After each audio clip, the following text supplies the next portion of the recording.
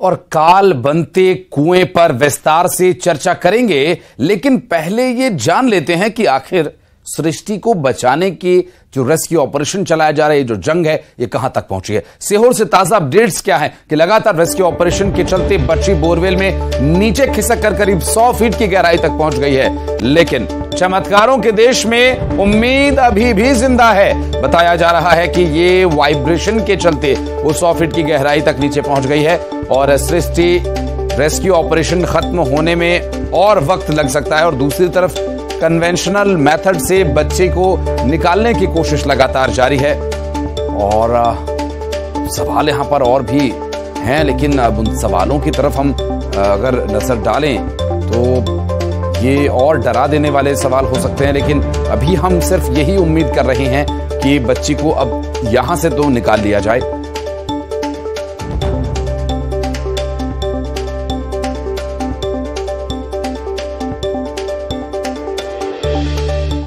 बेटी बहुत छोटी है, पहले 40 फीट पे वो अटकी थी, अब लगभग 100 फीट नीचे चली गई है। हमने अभी आर्मी कॉल की है, आर्मी पहुंच रही है। एनडीआरएफ, एसडीआरएफ पहले से काम कर रहे थे, लेकिन मुझे लगा कि अगर आर्मी भी पहुंचेगी तो शायद हम जल्दी बच्ची को निकाल पाएंगे। हमारी कोशिश है कि बच्ची को सुरक्षित निकाल लिया जाए और भगवान से भी यही प्रार्थना करते हैं कि हम सफल हों।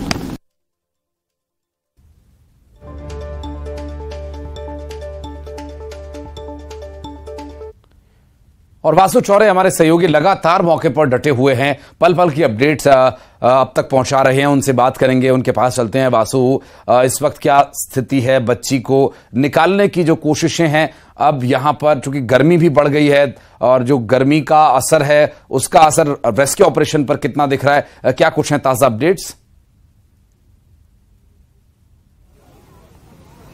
बिल्कुल, देखिए 25 घंटे हो चुके हैं जो नन्ही बच्ची है सृष्टि कुशवाहा, उसको इस बोरवेल में फंसे हुए। जब कल बच्ची गिरी थी बोरवेल में करीब दोपहर 1:30 बजे, तो वो 30 फीट की हाइट पर जाकर फंस गई थी। लेकिन उसके बाद जब रेस्क्यू ऑपरेशन लगातार जारी रहा, बड़ी बड़ी मशीन से, पोकलेन से लेकर जेसीबी, ड्रिल मशीन तक इस्तेमाल की गई, तो भारी जो वाइब्रेशंस हुए, कंपन हुए, उसके चलते अब बच्ची जो है 50 फीट की गहराई पर गई। और 50 फीट की गहराई के बाद अब ये जानकारी मिल रही है कि वो 100 फीट तक गहराई पर जाकर जो बच्ची है वो फंस गई है। आप देख सकते हैं कितनी सारी चट्टानें यहाँ पर, पथरीला एकदम जो जमीन है, जो अंदर का जो मटेरियल निकल रहा है, जो मलबा निकल रहा है, वो पूरी तरह से पथरीला है। चट्टान को काटना पड़ रहा है यहाँ पर और यही वजह है कि ड्रिल करने में काफी ज्यादा यहाँ पे दिक्कत आ रही है, समस्या आ रही है।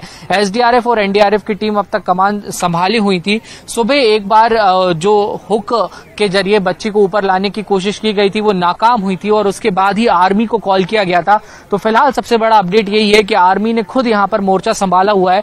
एसडीआरएफ, एनडीआरएफ के जवानों के साथ आपको यहां पर आर्मी के अधिकारी और आर्मी के जो जवान हैं वो भी यहां पर नजर आएंगे और कुछ नई टेक्निक्स का इस्तेमाल यहां पर किया जा रहा है। एक खास तरीके का अगर मैं उसको एक्सप्लेन करने की कोशिश करूं तो आप ये समझ लीजिए कि मैं आपके पास आऊंगा, अभी आऊंगा मैं वासु, फिर से आपके पास पहुंचूंगा, लेकिन इस बीच अपने दर्शकों को हम ये बता दें कि प्रिंस से लेकर सृष्टि तक की इस दुर्घटना में एक बात कॉमन है, अनदेखी, चाहे समाज की तरफ से हो या सिस्टम की तरफ से।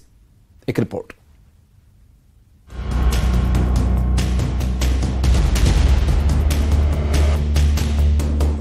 तो इस बार सृष्टि के लिए जारी है ये सारी कवायद, इस बड़े सवाल के साथ कि क्या सृष्टि की जान बचेगी। लेकिन चमत्कारों के देश में उम्मीदें नहीं टूटा करती। यही वजह है कि लगातार जारी है रेस्क्यू, जाने कब टीम सृष्टि तक पहुंच जाए।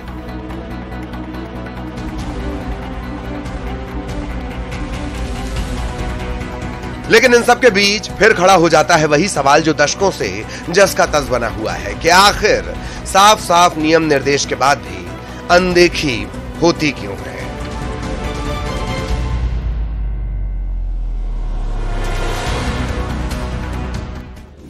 अनदेखी का आलम यह है कि सबसे बड़ी अदालत ने साल 2010 में ही बोरवेल से जुड़ी गाइडलाइन जारी कर दी थी।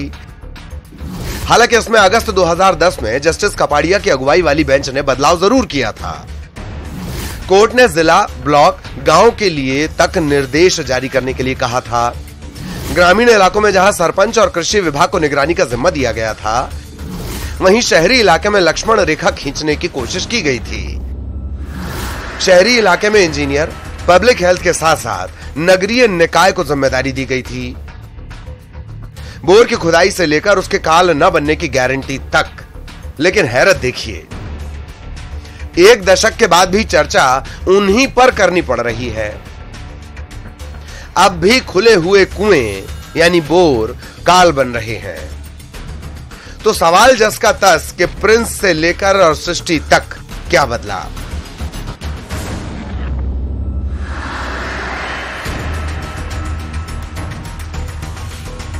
मसला सिर्फ यह नहीं कि अदालत ने जिम्मेदारी तय कर दी हो, बल्कि बारीक से बारीक जानकारी को भी अपने आदेश में शामिल करने का काम किया।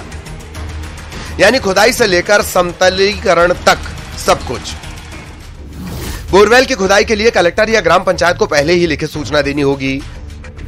साथ ही खुदाई करने वाले व्यक्ति या संस्था जो भी हो, उसका पंजीयन अनिवार्य होना चाहिए। इसके अलावा जहां बोरवेल खुदाई हो रही है, वहां पर साइन बोर्ड अनिवार्य होगा। बोरवेल के आसपास कंटीले तारों की फेंसिंग होगी और सीमेंट अथवा कंक्रीट का एक मजबूत प्लेटफॉर्म बनाया जाएगा। बोर के मुहाने को स्टील या लोहे से अच्छी तरह से बंद किया जाएगा। इतना ही नहीं, अगर रिपेयरिंग की नौबत आती है तब भी नलकूप के मुंह को बंद रखना होगा। खुदाई अगर पूरी हो गई है तो अच्छी मजबूती के साथ जमीन का समतलीकरण करना होगा। और अगर किसी वजह से खुदाई अधूरी छोड़ी जा रही है तो भी बोल्डर, मिट्टी, गिट्टी, बजरी के जरिए मजबूती से समतलीकरण किया जाएगा। अब समाज का हर नागरिक, हर मां बाप, हर रिश्तेदार, हर व्यक्ति जिसके घर भी बच्चे हैं, अपने ईमान से पूछकर यह जवाब देना कि आखिर ऐसा कोई बोरवेल आपने देखा है कि जहां इन तमाम नियमों का पालन किया गया हो। Bureau report, news 18।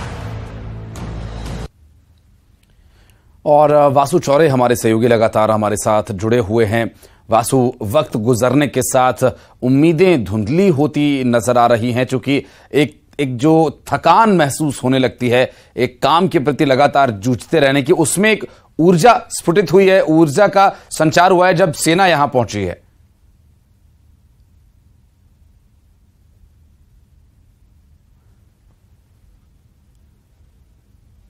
की गई एसडीआरएफ की टीम्स के द्वारा, एनडीआरएफ की टीम के द्वारा, और कोई बड़ी कामयाबी, कोई ठोस कामयाबी हाथ नहीं लगी। तो उसके बाद खुद मुख्यमंत्री शिवराज सिंह चौहान जब इस पूरे मामले पर वो बोल रहे थे, उन्होंने संज्ञान लिया और सेना की मदद यहां पर ली गई। अब सेना इस पूरे ऑपरेशन को अपनी तरीके से ऑपरेट यहां पे कर रही है। सेना ने योजना बनाई है और मैं जैसा कि ललित जी आपको बता रहा था कि सेना ने एक स्पेशल डिजाइन का, आप कह लें, या एक खास तकनीक का एक हुक बनाया है।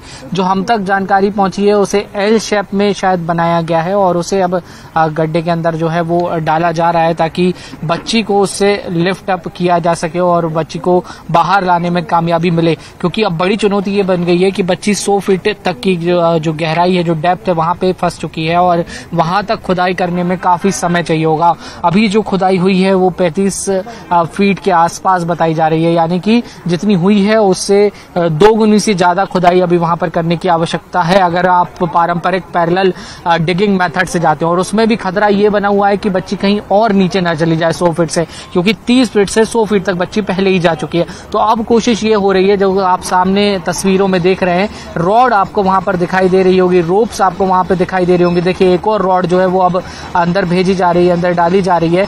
तो और इसके जो रॉड है उसके दूसरे एंड पे, यानी कि जो एंड अंदर सेना के पहुंचने के बाद ये उम्मीद की जा रही है कि ऑपरेशन में तेजी आएगी और जल्द हमें कामयाबी मिलेगी। बहुत शुक्रिया आपका जानकारी के लिए।